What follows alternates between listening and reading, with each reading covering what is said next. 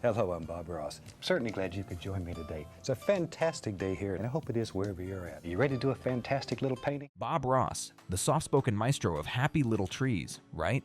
Well, rewind a few years and picture him in Air Force fatigues, voice booming through a frozen Alaskan hangar as a master sergeant drilling new recruits. How did that bark turn into the warm whisper that lulls millions to sleep? Stick around, because we're about to peel back that trademark perm and uncover the rivalries, courtroom showdowns, and multi-million-dollar empire nobody saw on PBS. By the final brush tap, you'll never look at those tranquil mountains or Bob himself the same way again. When Bob Ross first laced up a pair of combat boots, no one, least of all Ross himself, imagined they'd march him straight into pop culture sainthood. At 18, the high school dropout from sunny Daytona Beach enlisted in the U.S. Air Force, arriving at frigid Eielson, AFB, Alaska, as a medical records tech.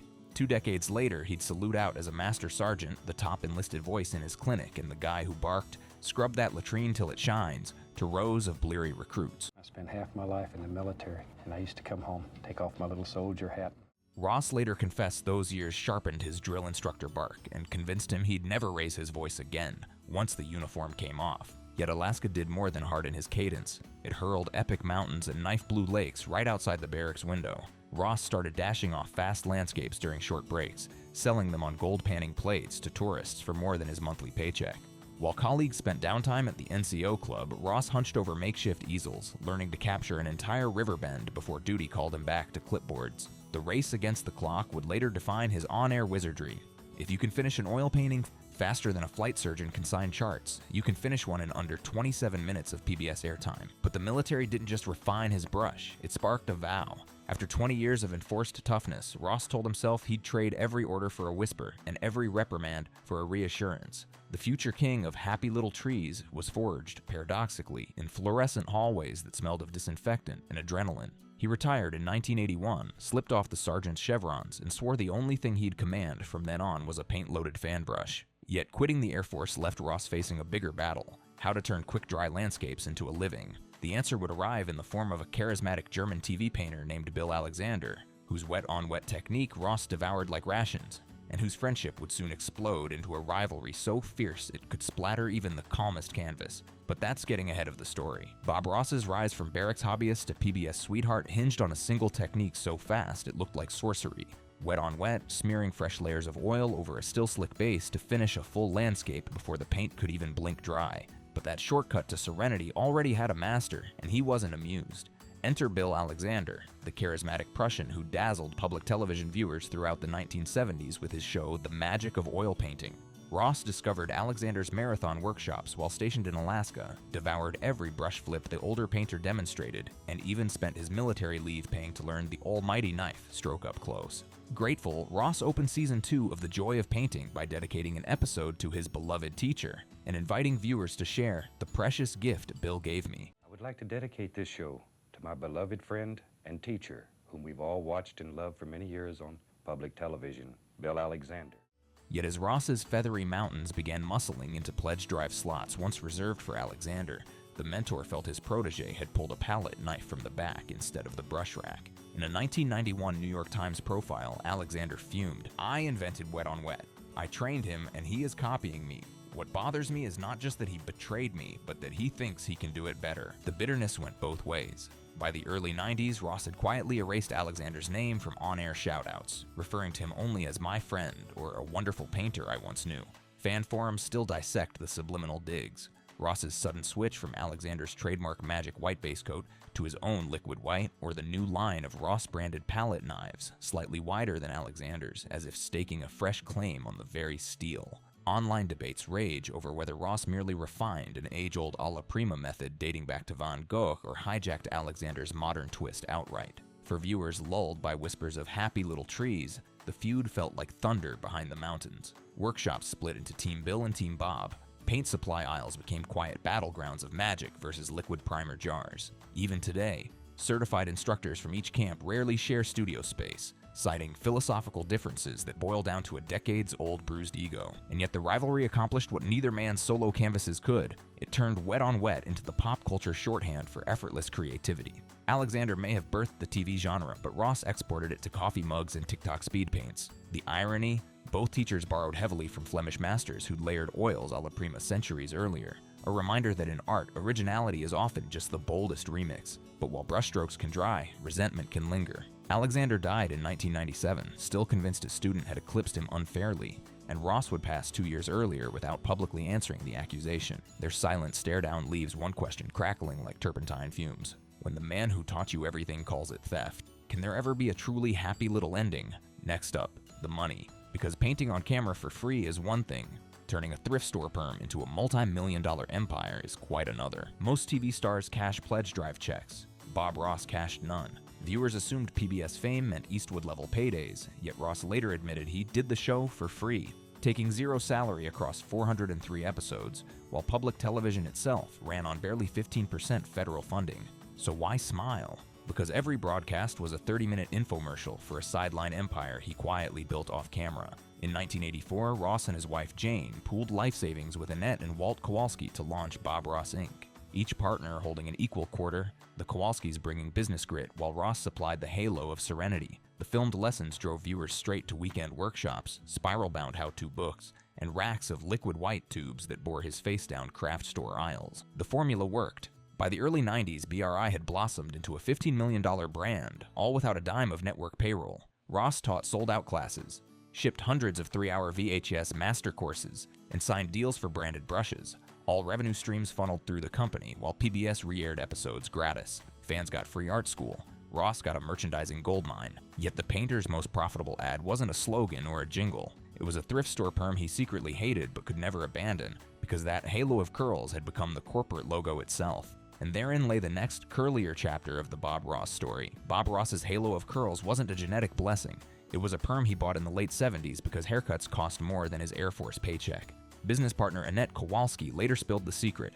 He could never, ever change his hair, and he was so mad about that. He got tired of that curly hair. That thrift store perm froze in time the moment it became the logo of freshly born Bob Ross Inc. The afro silhouette landed on brush handles, VHS box art, even the corner of every canvas that flashed across PBS screens. Changed the hair and the brand dissolved. Ross, quietly sick of the curls, found himself chained to his own marketing icon, spritzing the perm before each taping just to keep the company's trademark alive. The payoff was colossal. By the early 90s, Bob Ross Inc. had grown into a $15 million enterprise selling liquid white tubes, fan brushes, and a parade of novelty merch now spanning socks, cardboard cutouts, and waffle makers, each item sporting that unmistakable fuzzy outline. Yet, behind the evergreen grin, Ross grumbled that the hairstyle felt like wearing a wool helmet. Friends recall him daydreaming about a simple crew cut, but the moment he threatened scissors, the partners reminded him the fro was printed on thousands of paint tubes waiting in warehouse boxes. It was the happiest little branding prison on earth,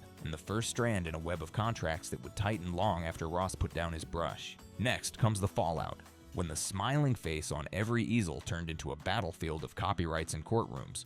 Welcome to the happy little lawsuits. The moment Bob Ross laid down his final brush in 1995, another set of hands grabbed the palette: lawyers. A shareholder clause shifted control of Bob Ross Inc. to business partners Walt and Annette Kowalski, leaving Ross's family with only memories and a fraction of equity. Ross's son Steve fought back 2 decades later. In 2017, he sued, arguing that his father's trust handed him the rights to Bob's name and halo-haired likeness. 2 years, and mountains of filings. Later, a federal judge ruled those rights had already been signed over to the company while Bob was alive. Steve lost, appealed, then settled under sealed terms. The judgment still stands. Netflix poured gasoline on the dispute in 2021 with Happy Accidents, Betrayal, and Greed, spotlighting claims of exploitation and sparking fan fury. Within hours, subreddit threads urged a merch boycott. Hit them where it hurts. BRI's answer?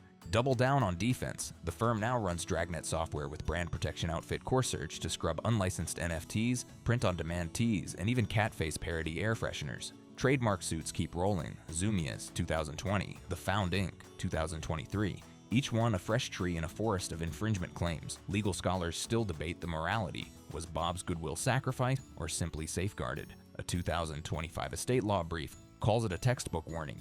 Fail to mesh your business contracts with your will, and your heirs may inherit court dates instead of canvases. Yet the lawsuits did more than divide a family. They inflated the brand. Every headline pushed demand for genuine Ross originals and drove prices into 7 figures. But chasing those canvases leads to another mystery. Where did the 1,000 paintings he made for PBS actually go? Because the next twist isn't in a courtroom, it's in a locked storeroom of missing masterpieces. Bob Ross knocked out 1,143 canvases just for the joy of painting.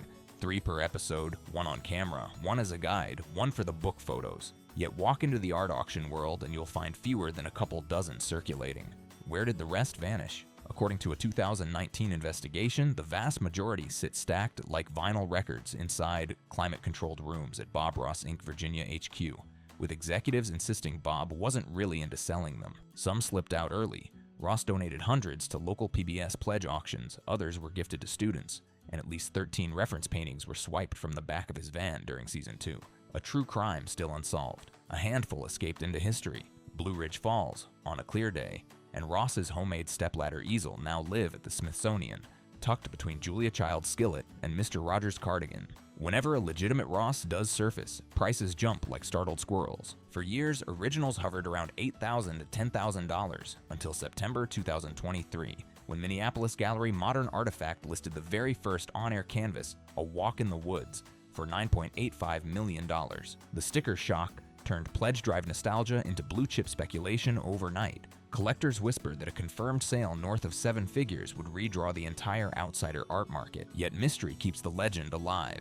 Mental Floss tallied Ross's lifetime output at upward of 30,000 works, leaving tens of thousands still unaccounted for, maybe in garage rafters, maybe in dusty attics, maybe already hanging unrecognized behind motel lobby sofas. Rumors swirl of a secret climate vault holding lost episodes and unreleased winter nightscapes. Bob Ross Inc. calls the stories fanciful, but won't grant cameras inside. Collectors chase canvases, fans chase closure. And now, in an era where algorithms can mimic brush taps, the hunt for physical originals collides with a brand new frontier, digital resurrection. Because if a single oil on canvas can command 8 figures, what might an AI-generated authentic Ross be worth, and who would own it?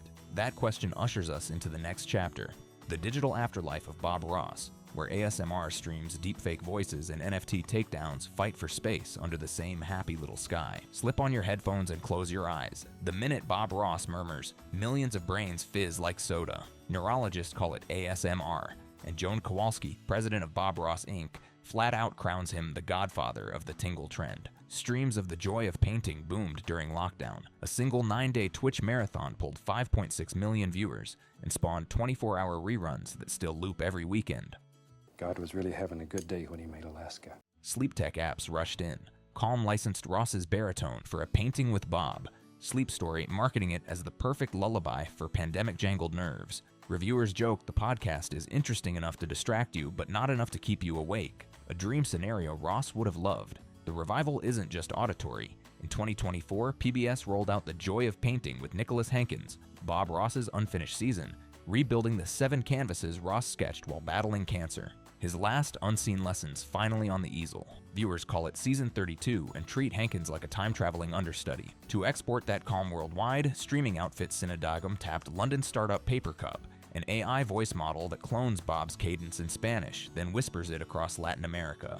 Executives boast the synthetic dub is indistinguishable from a human, and new language packs are already queued up. Of course, every new platform invites freeloaders. Counterfeit NFTs and bootleg happy little hoodies mushroomed so fast that Bob Ross Inc.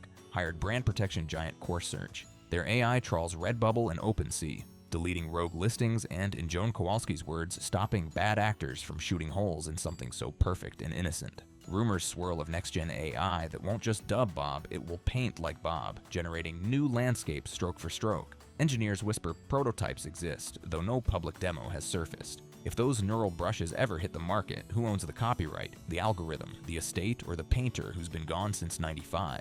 That unanswered question hovers like mist over a mountain range, setting the stage for our final stroke, where legacy, ownership, and one immortal perm collide.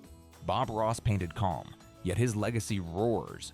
Behind each whisper lay a drill sergeant's vow, a mentor's grudge, a courtroom maze, and an empire guarded by one stubborn perm. His canvases now fetch millions, his voice lulls insomniacs on 6 continents, and algorithms study every flick of his fan brush, hungry to conjure new Ross originals long after the real hand is still. So the next time you feel your pulse slow to the rhythm of those gentle tap-tap-taps, ask yourself, are you hearing a man, a brand, or a code? And if a future AI paints a forest indistinguishable from Bob's, will the trees still be happy or merely haunted by the artist who taught the world that there are no mistakes, only accidents waiting to be signed? Thanks for watching. If you enjoyed the video, please tap that happy little like, brush a quick comment below, and beat the devil out the subscribe bell so you'll catch our next masterpiece.